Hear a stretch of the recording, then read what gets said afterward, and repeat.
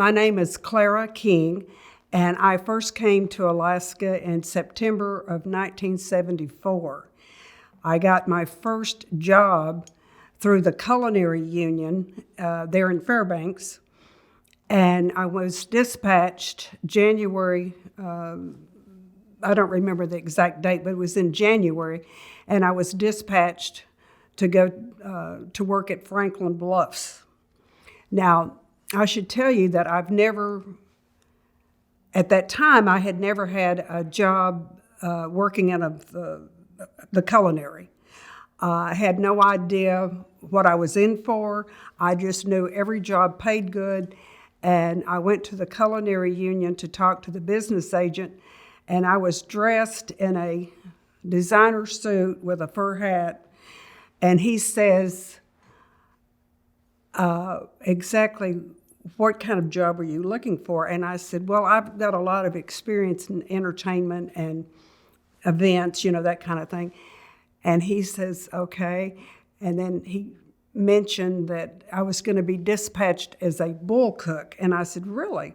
So what is a bull cook? And he said, well, they actually make beds and clean toilets. And I said, you're blanking me. And he said, no, I'm not. And I said, well, I clean toilets and make beds at home. I guess I can do that. So I was dispatched as a bull cook. Well, I didn't stay in the culinary very long because I was eventually dispatched to through the Teamsters. But when I first got to Franklin Bluffs, I have to tell you the story. We had gone through orientation at Fort Wainwright, and we received our Arctic gear. We get on the we called it Weenie Bird, Wing Airlines to fly north. There was 36 people on the plane in their full Arctic gear. We were freezing. When we arrived at Franklin Bluffs, it was 69 below and ice fog. And we got off the plane, and 6 people got back on the plane and said, we're not staying here. So I said, I made it this far. I've got to go see what it's all about. So I go in and get checked into my room, and the first room I had, there was no one in that room at the time, and it was so cold, there was a case of Coca-Cola under the bed that was frozen solid. Now, this was still during the construction of the camps, getting ready for the pipeliners. So after a while, of course, I was told before you go up, we went up there would be no drinking, no drugs, no gambling, no soliciting of any kind. It was strict. So in my mind, that's the way it was going to be. And I walked out of my room to go to the mess hall to have my dinner, and I had on regular street clothes, nothing real what I call fancy. And when I walked in the mess hall, at that time, there was 28 women in camp and 350 men. And I think I heard 350 forks hit the plate all at the same time, and they all turned around, and I knew immediately that I did not get that better looking between Houston and here, so I just immediately sat down, and I realized it was supply and demand. So before I could have my dinner and get out of the mess hall, I was probably invited by 20, 30 different men to come have a drink in their room, which I did not. But I said, I thought that we couldn't drink here. They said, what? What do you think they're building the pipeline for? They're going to be flowing booze from Fairbanks North. I said, oh, I didn't know that. Thought it was an oil line. But anyway, I stayed, and the first few months that I was at Franklin, it was all your construction people. And, I got to know the electricians, the carpenters, the plumbers, and so on. And then when the pipeliners arrived, that was a whole new, whole different crowd. They were, as you know, the welders out of 798. And the night that they were coming in, we didn't know what to think. We'd heard all kinds of stories about what we later referred to as 798ers. That's what they were called. We had no idea what to expect, except they were pipeliners. So we decided to have a costume party and welcome these guys. Now the camp went from roughly under 400 to right at 2,000 by the time they came in. So we had nothing to work with, so you use your imagination, and we made up costumes. And I dressed up like Cleopatra, and I took a sheet and I made me a toga, and then 4 of the electricians made togas, and they got a gurney out of the medic's office, and they carried me down this 900-foot Arctic walkway, and an electrician superintendent was leading the entourage, and he was yelling, "Make way for the Queen, make way for the Queen." And then other people had made costumes. We had all kinds of costumes. So all of these pipeliners started pouring out of their barracks, and with, back when they had the flash cubes. I've never seen so many flash cubes in my life. And they didn't know what was going on. I mean, they just didn't know what was going on. This was unbelievable, all these people in costumes. And the electrician that was heading this up had on my red Western hat, a plastic bag over his cut-off shorts and Western boots, and he's the one yelling, "Make way for the Queen." And so then, of course, we had a party later, no booze, of course. And anyway, we had a party and got to meet a lot of the pipeliners, and some of them actually turned out to be really nice guys. In fact, I'm still in contact with several of them, and one of them that was not a foreman, I'm sorry, Stewart. He was a steward. I just talked to him 2 days ago. He's probably 86 or 7 by now, and he actually was interviewed and on the cover of Parade magazine back when we had that in the Sunday newspaper. But anyway, I still keep in touch with a lot of these people that are still this side of the dirt, When I came out, dispatched as a Teamster, I started out working in the warehouse, and I was an expediter and would take these parts out actually in the field. And one of the most exciting things, besides being an expediter, I drove everything from a pickup to a water truck. The water truck carried like 3,500 gallons of water. I drove a flatbed, Suburban, you name it. And one of the most fun things I did, when they were having some sort of an issue on the pipeline and they needed a part right away, it was like a hot shot, they called it. I actually got to ride in the helicopter to go dispatch this part because they had to have it right away. And all of the helicopter pilots up there had been pilots in Vietnam. So they really loved going through the Brooks Range and, down there around Adigan Pass and Chandalar. And that was one of the highlights of me working on the pipeline, was riding with them in those choppers. Because I'd never been in a helicopter, but riding with them, I mean, it was a whole different. I can remember flying over with them and seeing, when the job was shut down, I can remember seeing people out on the pipeline playing baseball. They had baseball teams, and or softball, whatever, and they'd be out there, along the Hall Road, or the, not the Hall Road, but work pad, and they would be playing ball out there, and it's, wow, that's interesting. And to think how much money they're making to get out there and play ball. Or you fly over and see a bunch of them sitting on top of the school buses that they rode out there in, because there was bears coming everywhere. So they were climbing up on things to get away from the bears, and I had several encounters with bears myself. I mean, really close calls. But I can remember when I was at pump station, I was at pump station 4 and 5, and we had to go several miles from camp to load the water, and it was all manual. So you had to get off, hook the hose, turn on the pump. They gave me firecrackers to use in case a bear came by to scare the bear. And I'm thinking, how am I going to light a firecracker with a bear coming at me? But we did see bears many times.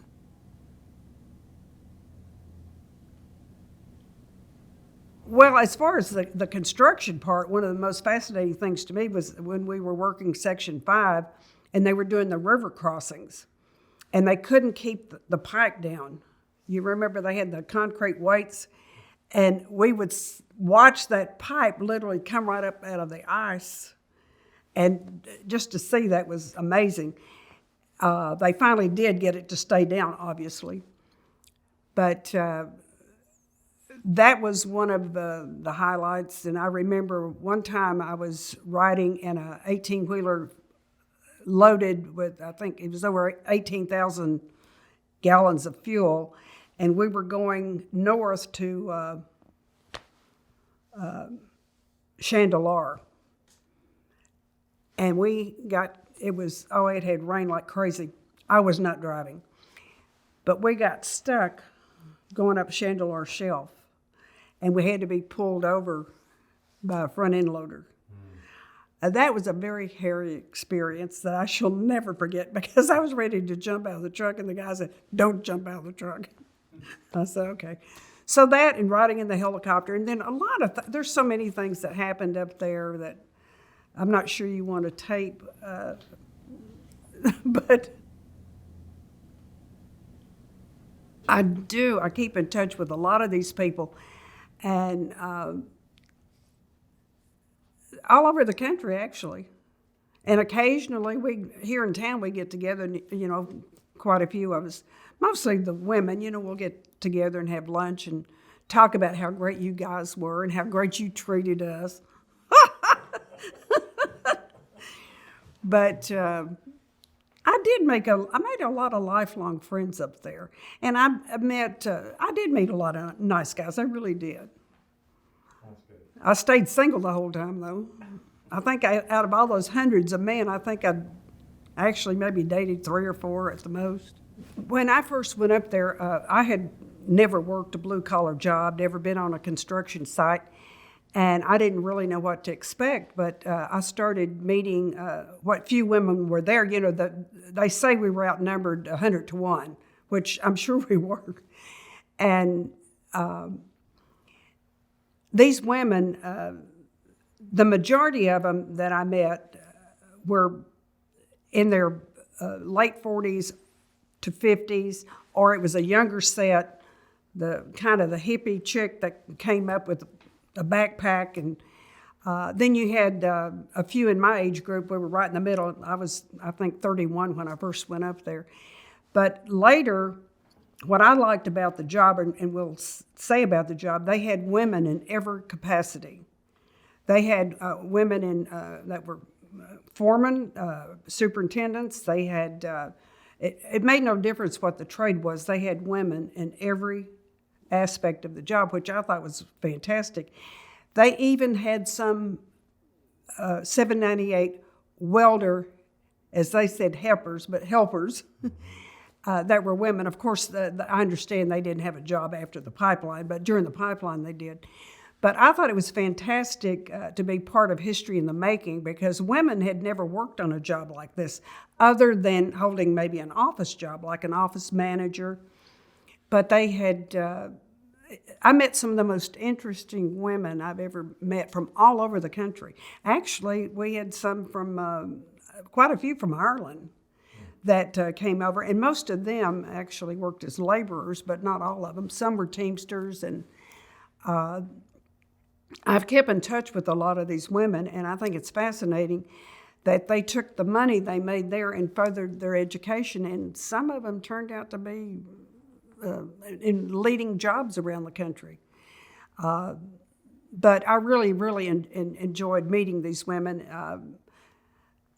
and learning about where they came from, the different cultures. I was pretty much raised in the South, can you tell? And I met people from all over the United States, and I'd never met anybody from Montana. And I had some really good friends out of Montana and other places too.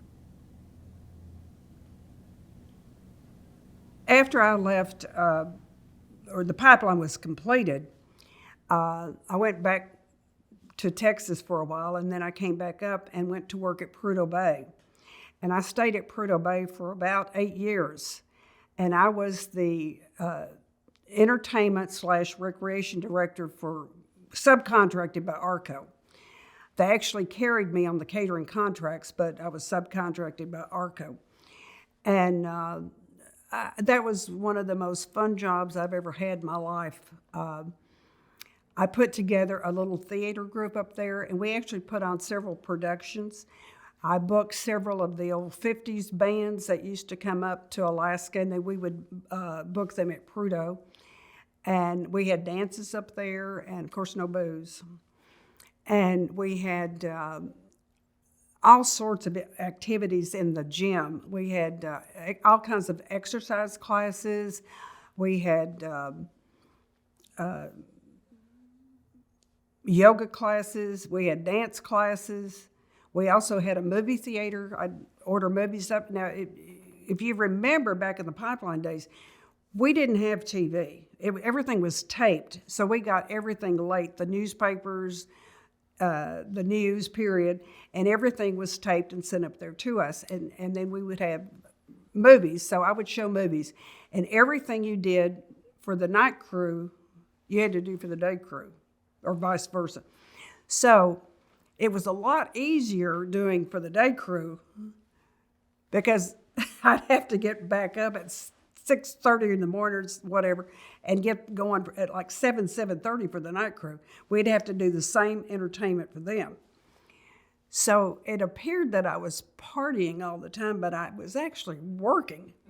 And I booked a lot of entertainers out of Anchorage, a lot of really good entertainers. And we'd bring up, like on special occasions, we'd rent costumes, and we'd have special dinners in the mess hall. We'd always have a themed dinner every month.